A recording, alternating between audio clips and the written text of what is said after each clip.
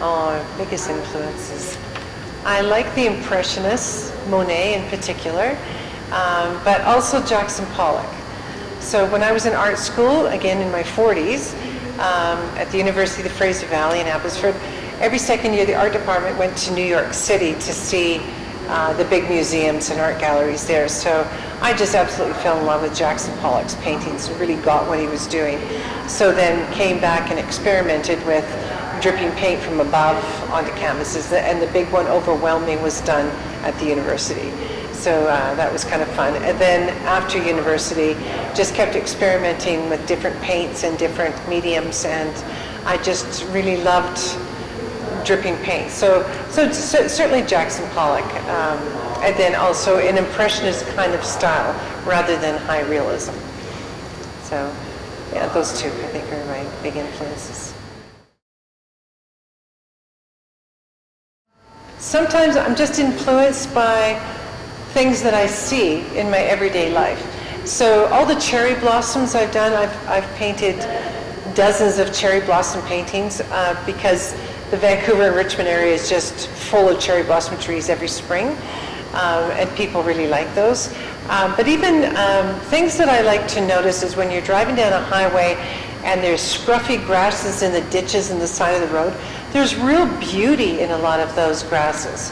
And I've got a series called Uncultivated, and that means they were not planted by anybody. They're just grasses and seed heads and flowers that grow on the roadside that are really beautiful. And they're all chaotic and moving with the swishing of the wind from the cars, and there's just a real beauty in them and movement. So a lot of mine are just scruffy kind of wildflowers and grass fields that I quite like. That influences me too.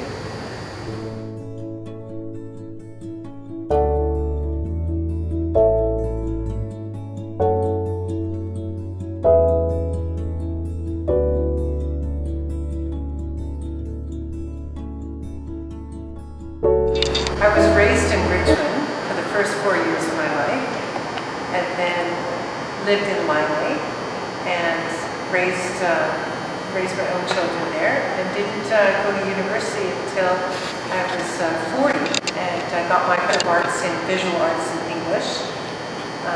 And after university in 2003, I wrote a book.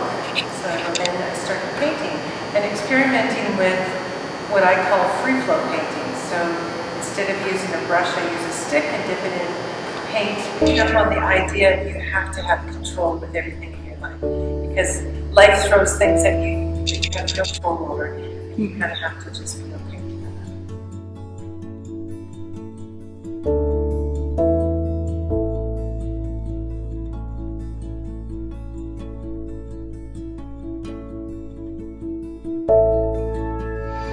Hello, Catherine. Hi, Patrick.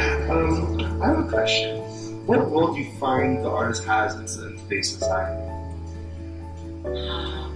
Artists bring awareness to certain issues, obviously, through all sorts of public art and the written word. As far as my visual art, I think I like the idea that it brings joy to people, that it creates an emotional response in people, and makes people interact with the art that way if they feel something.